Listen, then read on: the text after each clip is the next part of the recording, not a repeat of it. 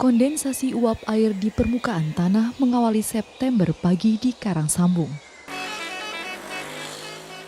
Wilayah ini berada di jalur pegunungan Serayu Selatan, sekitar 20 km sebelah utara di kota Kebumen, Jawa Tengah.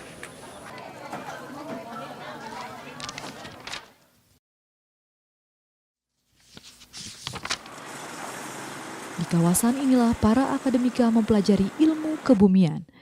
Bagaimana bisa bebatuan Karangsambung berasal dari dasar samudra, sementara Karangsambung berada di ketinggian 52 meter di atas permukaan laut. Ini kalau kita lihat bentuk gunungnya itu tidak teratur, jadi tidak ini persis irregular. Seperti yang di sebelah sana Ya. kita lihat saat ini ya Pak. Ya? Kemudian di sebelah kanan ini lebih teratur itu sebelah sana, betul. ya ini lebih teratur. Di tempat ini yang disebut sebagai kompleks Melangs, percampur adukan batuan. Sementara yang ini semua ini sama. Batuan-batuan itu baik batuan beku, sedimen, metamorf itu tercampur aduk semuanya di sini. Nah kalau kita flashback ke belakang tentang teori tektonik lempeng, tempat ini adalah tempat pertemuan antar lempeng Samudra Hindia Australia dengan lempeng Eurasia. Batuan-batuan dari dasar samudra bercampur dengan batuan-batuan tepi benua ya, di tempat ini. Di tempat ini ibaratnya adalah textbooknya alam. Kalau kita lihat buku itu textbook tebal, teori macam-macam. Ya, nah di sini lihat fakta alamnya. Karena geologi itu bukan hanya batu, tetapi bagaimana prosesnya. Bagaimana kita melihat fakta di masa lalu. The present is the key to the past. 11 km sebelah utara Karangsambung, menjulang bebatuan Rijang dan Gamping Merah yang secara berselang-seling membentuk tebing hingga 20 meter. Uniknya tebing yang tersusun dari batuan sedimen ini membentuk lapisan vertikal. Kalau dari warna ini udah jelas beda. Ya. Yang ini lebih terang, ini lebih gelap. Artinya ya. komposisinya berbeda. Kita coba cek aja ya. Ini misalnya kita kasih namanya HCl. Ini mengandung karbonat yang sangat kuat. Sementara yang ini barangkali tidak akan terlalu kuat. Nah, malah enggak. Yang tidak bereaksi dengan HCl, ini adalah silika. Silika yang sangat halus yang kita sering sebut sebagai chert atau rijang. Nah, ya, rijang ini adalah bagian daripada endapan laut dalam. Kira-kira lebih dari 4.000 meter. Artinya 80 juta tahun yang lalu tempat ini adalah dasar samudra yang terangkat kemudian tersingkap. Ini berlapis berarti batuan sedimen. Sedimen itu kalau secara proses pembentukan dia diendapkan itu rata, horizontal awalnya atau seperti kue lapis gampangnya. Nah, kemudian kalau kita lihat ini kan lapisannya sudah vertikal. Iya. Hampir vertikal. Artinya bahwa batu ini sudah terkena tektonik yang sedemikian rupa, sedemikian kuat. Sehingga yang tadinya kira-kira 4.000 meter itu, kemudian secara perlahan dia terangkat ke permukaan bumi kita, ya, kemudian tersingkap di tempat kita dalam kurun waktu jutaan tahun. Tadi saya sebut, the present is the key to the past. Ini sekarang yang kita lihat adalah dari batu yang namanya rijang dan batu lempung merah gampingan. Ini kalau secara penelitian ini laut dalam. Kenapa sekarang di darat? Kenapa sekarang di ketinggian semacam ini? Sungai Loning mengalir hingga 13 km dari hulu Gunung Wirasari. Pada sungai ini terdapat jenis batuan tertua di Pulau Jawa. Jadi ini adalah batuan yang disebut batuan metamorf. Batuan metamorf itu dihasilkan dari proses ubahan. Proses ubahan itu misalnya dengan munculnya mineral yang warnanya warna-warna yang terang ini mika namanya. Kemudian ini ada struktur yang namanya foliasi. Karena ibaratnya dia terkena tekanan terus-menerus sehingga dia membentuk struktur yang namanya foliasi. Itu akan terjadi karena ada suhu dan tekanan. Batuan ini sudah didating, ditentukan umurnya pada saat pembentukannya sekitar 117 sampai 121 juta tahun yang lalu. Karangsambung di situ terbentuk. Ini batuan paling tua di Pulau Jawa. Iya, paling tua di Pulau Jawa. Ibaratnya bisa dikatakan sebagai basementnya, dasarnya Pulau Jawa.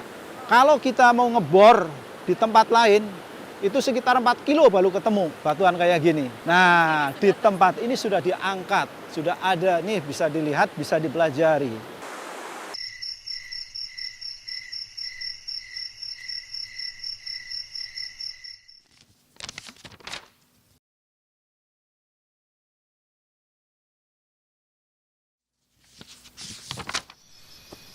tahu sih diajak ke beberapa tempat, ada Totogan, lalu ke Ya. daerah Sadang dan Kaliloning, Mas. Kita sekarang akan ke Bukit Wagir Sambeng dan medannya agak begitu Lumayan curam. terjal ya? Iya betul. Jadi kita harus hati-hati. Siap. Mempelajari bentang alam atau geomorfologi dapat diamati langsung di puncak Bukit Wagir Sambeng. Bentang alam dari puncak bukit disebut morfologi amphitheater. Bukit ini terbentuk dari proses pengangkatan yang disebabkan oleh tenaga endogen. Jadi kalau kita lihat bentang alam, geomorfologi, di sini ada dua tenaga di bumi kita ini. Yang pertama ada tenaga endogen, tenaga yang berasal dari dalam bumi. Betul, dia sifatnya membangun. Nah kalau yang eksogen itu berasal dari luar bumi. Dia sifatnya dia merusak. Dari dua tenaga itu dia membentuk suatu bentukan-bentukan alam. Salah satunya yang ada di sini semua, yang kita bisa lihat di sini semua. Ini ada yang menarik di sini. Apa tuh Mas menariknya? Nah kalau kita lihat lagi Mbak, bukit yang sebelah sana itu, yang depan sana itu, sama bukit yang sebelah kanannya, sisi kanannya, dulunya ternyata dia itu menyambung. Karena proses pelapukan itu kan diawali dari posisi yang lebih tinggi. Bagian atasnya melapuk, akhirnya yang hancur duluan itu yang bagian tengah sampai ke bawah dulu. Nah dia hancur. Sisi pinggirnya dia masih utuh. Nah disitulah menariknya dari Karang Sambung. Puncak Bukit Wagir Sambeng berada di ketinggian 157 meter dari permukaan laut. Di bukit ini juga terdapat batuan rijang dan gamping merah. Salah satu bukti bahwa batuan rijang berasal dari dasar samudra adanya kandungan fosil radiolaria, yaitu fosil binatang plankton yang terdapat pada batuan rijang. Umur batuan ini berkisar 60 hingga 80 juta tahun. Batuan-batuan yang ada di sini, ini asal muasalnya Mbak. Ini adalah dulunya batuan dari lantai samudra. Bisa berada di atas bukit gitu. Itu Nah. muncul di sini. Kira-kira Mas Eno bisa ceritain nggak? Dulunya ini kan samudra ya, lantai samudra. Dia berada di dasar samudra di bawah. Karena ada proses tektonik, dia bertabrakan, lempeng bergerak. Setahun hampir 9 sampai 11 cm per tahun ya, bergerak terus. Dia tidak berhenti. Itu karena dia bergerak terus, karena dia ada desakan, dia terlipat dulu, kemudian dia patah. Ya, habis patah, kemudian dia mulai terangkat. Patah dulu, baru terangkat ke permukaan. Yang tadinya horizontal, sekarang menjadi vertikal. Nah, di batuan rijang ini, kita juga bisa membuktikan kalau ini adalah dari lantai samudra meskipun dia tidak bereaksi tadi, karbonat. Apa salah contohnya? Pada saat kita ambil sampel batuan itu, batuan tersebut, kita bawa ke analisis lab, ternyata di dalamnya ada fosilnya, fosil reliknya. Jadi diketahuinya dari Betul, dari Fosil kandungan relik. fosilnya. Ternyata, oh dia sama-sama di laut dalam, tapi kita bisa membuktikan dari banyaknya kandungan fosil di batuan tersebut. Oke, jadi setelah dibawa ke lab, baru nantinya bisa kita ketahui ada fosil relik di dalamnya. Jadi bisa diketahui bahwa batuan ini memang berasal dari dalam samudra. Betul, dari lantai samudra. Dari lantai samudra malah ya. Sekali. Setelah dari tempat ini, ada tempat lain yang bisa membuktikan bahwa Karang Sambung ini memang samudra yang tersingkap. Ada Mbak, jadi nanti kita ke lokasi berikutnya, Oke, kita akan ke pinggir sungai. sip. Menurut tradisi lisan, Sungai Luk Ulo merupakan batas antara Kerajaan Majapahit dan Kerajaan Pajajaran. Sungai ini melintasi 3 kabupaten, Banjarnegara, Wonosobo, dan Kebumen. Mengalir dari utara ke selatan sejauh 70 km dan bermuara langsung ke Samudra Hindia. Berarti ada cerita tersendiri juga ya Mas terkait dengan bebatuan yang ada di sekitar Sungai Luk Ulo ini. Jadi kita di sini sekarang lagi berada di salah satu jenis batuan. Ada 3 jenis ya Mbak ya. Batuan beku, sedimen, metamorf. Metamorf. Nah, Ini sekarang ini adalah masuknya. masuknya adalah batuan metamorf. Nah, di sini perbedaan dengan metamorf yang lain, kalau yang kita duduki sekarang ini adalah batuan metamorf yang sangat lemah. Maksudnya sangat lemah gimana tuh Mas? Kalau batuan metamorf dia kan batuan ubahan Mbak ya. Batuan dia terubah karena ada proses panas dan tekanan. Betul. Nah, di sini panasnya sangat rendah dan tekanannya dia juga sangat rendah. Kalau kita lihat tekstur batuannya, kita lihat ya Mbak ya. Contoh nih ya Mas Ya, kita contoh ya Mbak ya. Saya satu contoh saja. Nah, ini karena ini batuannya lemah, teksturnya juga lemah. Dan ini mudah dipotong oleh tangan. Nah, batuan ini ternyata batuan ubahan dari lempung, batu lempung. yang berada di palung laut. Contohnya kayak yang ada di sekeliling sini. Di sekeliling sungai ini. Iya, di sekeliling sungai ini dulunya dahulu kala daerah ini adalah palung lautnya, Mbak.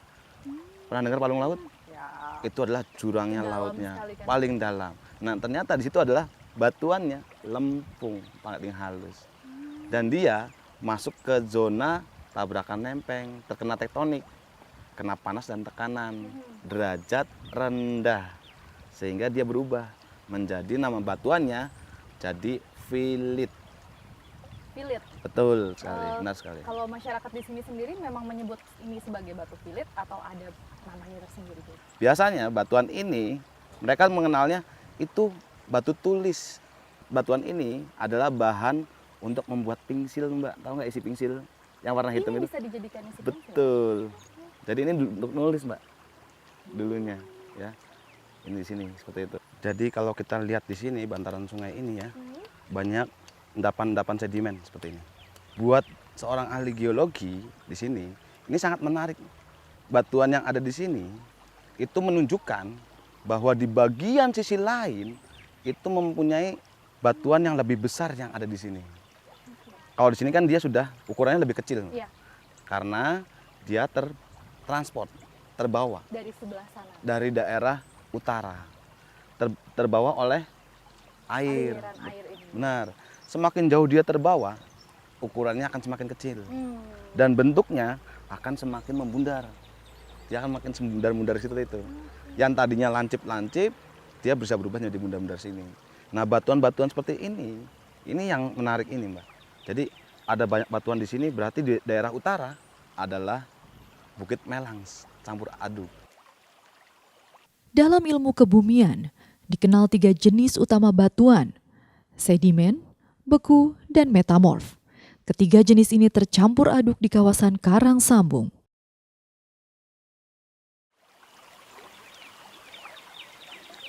Delapan kilometer sebelah utara dari singkapan batuan metamorf di Sungai Luk Ulo, terdapat batuan lempung yang material singkapannya berasal dari proses sedimentasi laut dalam.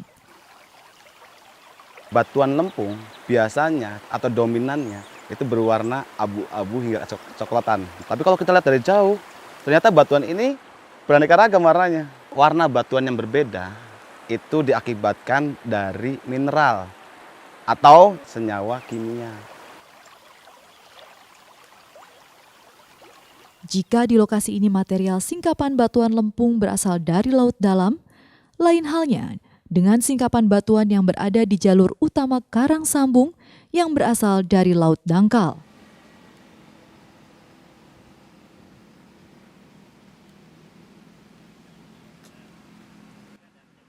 Bukti bahwa singkapan ini berasal dari laut dangkal adalah ditemukannya fosil foraminifera besar yang merupakan makhluk hidup golongan bentos dengan ukuran cangkang yang relatif besar. Menariknya, fosil ini terlihat kasat mata. Nah, kalau yang di sini fosilnya itu lebih besar. Nih. Ini yang disebut fosilnya itu? Iya, ini yang namanya fosil, namanya adalah Nummulites.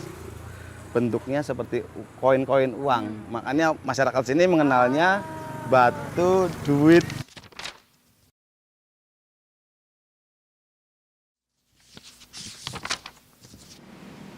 Selaranda atau watu randa dalam bahasa setempat berarti batu janda. Watu randa terbentuk dari pelongsoran material vulkanik dari aktivitas magma sekitar 25 juta tahun lampau yang kemudian diendapkan menjadi batuan sedimen breksi.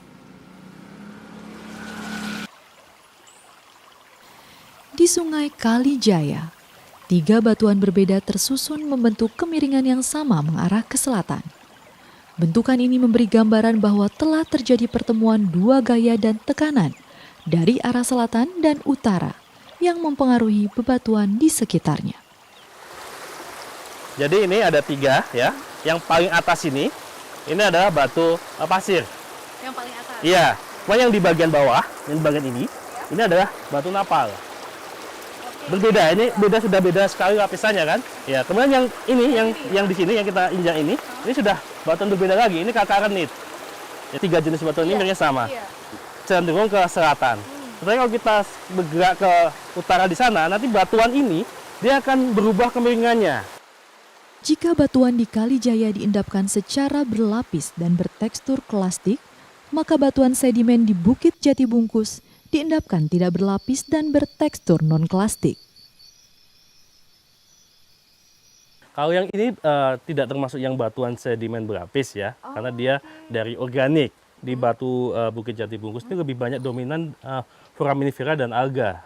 Alga, Iya. dari Tumbuhan, ya. Saya lihat di sebelah sana cukup dalam guanya Iya, ya Pak ya. Dan apakah memang gua ini terbentuk secara alami ataukah memang sudah ada sebelumnya? Kita berada di Gua Langse, ini satu bukit gamping, ini namanya Bukit Jati Bungkus. Jadi Ya. ini namanya Bukit Jati Bungkus. Dan di salah satunya ada Gua Langse ini. Nah, Gua Langse ini memang terbentuk secara alami. Jadi proses dari pengkisan-pengkisan dari air yang dia sampai membentuk gua ini. Oke Pak, untuk mengetahui bahwa batuan ini memang berasal dari samudra, Iya, salah satu caranya adalah dengan apa biasanya Bapak mengetahuinya? Iya. Jadi kalau kita lihat di sini itu ada fosilnya. Fosil itu indikasi lautnya di laut dangkal. Jadi batuan ini diendapkan di laut dangkal. Kemudian karena adanya pelongsoran gaya berat atau longsoran bawah laut gitu ya, dia masuk ke laut yang lebih dalam.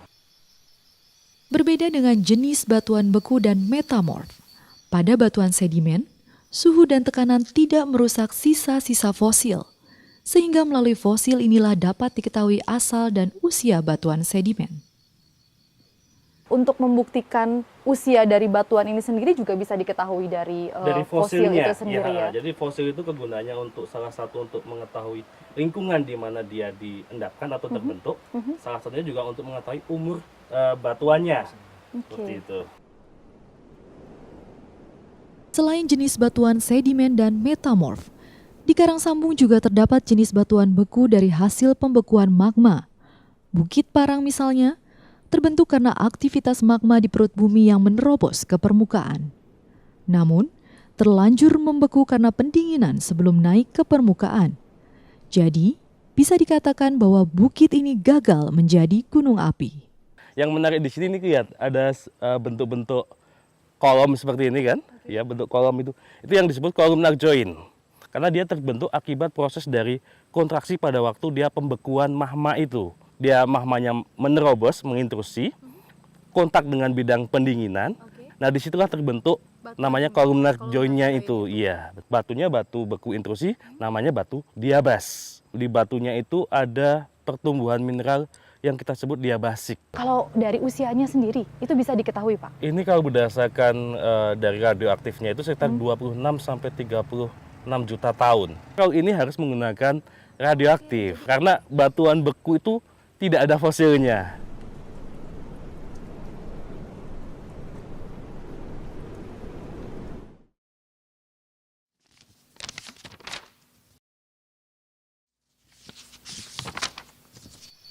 Di Desa Pucangan terdapat batuan serpentinit.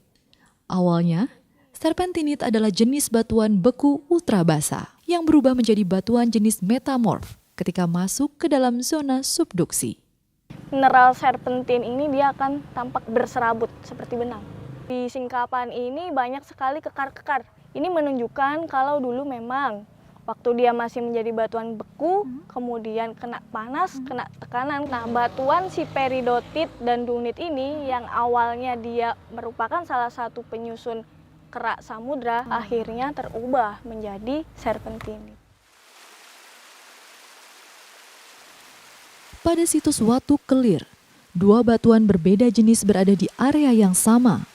Batuan lava bantal merupakan batuan beku yang terbentuk dari pembekuan magma di bawah permukaan air laut, berada tak jauh dari batuan rijang dan gamping merah yang merupakan batuan jenis sedimen yang diendapkan di laut dalam.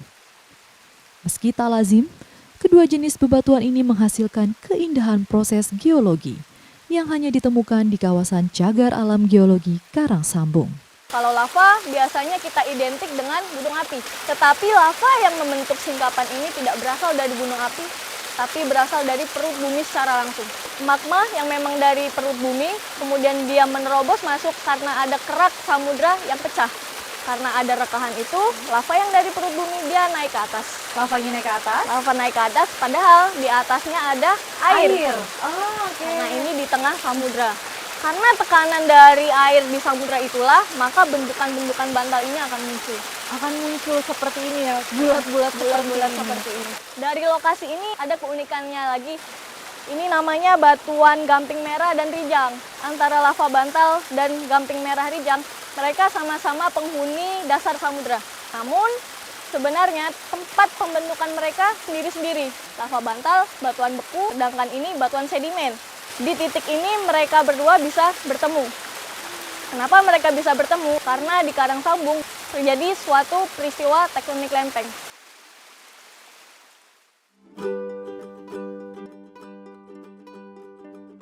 Dengan keragaman jenis dan keunikan sejarah geologinya, Karang Sambung merupakan kawasan cagar alam geologi terlengkap di Asia Tenggara, selain sebagai kawasan epicentrum pendidikan ilmu kebumian di Indonesia.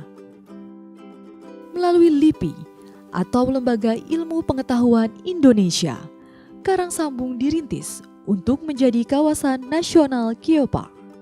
Keberadaan LIPI supaya bisa dirasakan oleh masyarakat bukan cuma masalah pendidikannya saja, tetapi LIPI bisa memberi dampak terhadap pemberdayaan masyarakat. Jadi keunikan geologi itu tidak menjadi hanya eksotik, indah, tetapi tidak punya fungsi pemberdayaan masyarakat. Kita ingin mengembangkan kawasan Karang Sambung tidak cuma menjadi kawasan cagar geologi, tapi kedepannya ingin menjadi kawasan geopark Karang Sambung. Dengan berdirinya geopark, tentunya ada 3 ya yang ingin kita capai. Yang pertama adalah fungsi geopark sendiri itu adalah fungsi konservasi. Nah, fungsi konservasi itu akan sejalan dengan tugas dan fungsi LIPI. Yang kedua adalah fungsi pendidikan. Tentunya dengan geopark ini masyarakat umum ataupun masyarakat dunia pendidikan bisa menimba ilmu di kawasan cagar alam geologi Karang Sambung, terutama kaitan dengan kebumian. Yang ketiga adalah fungsi untuk pemberdayaan masyarakat. Hal ini terkait dengan pemberdayaan ekonomi masyarakat di sekitar keberadaan kawasan geopark sendiri. Bagi Lembaga Ilmu Pengetahuan Indonesia, Karang Sambung ibarat buku ilmu kebumian.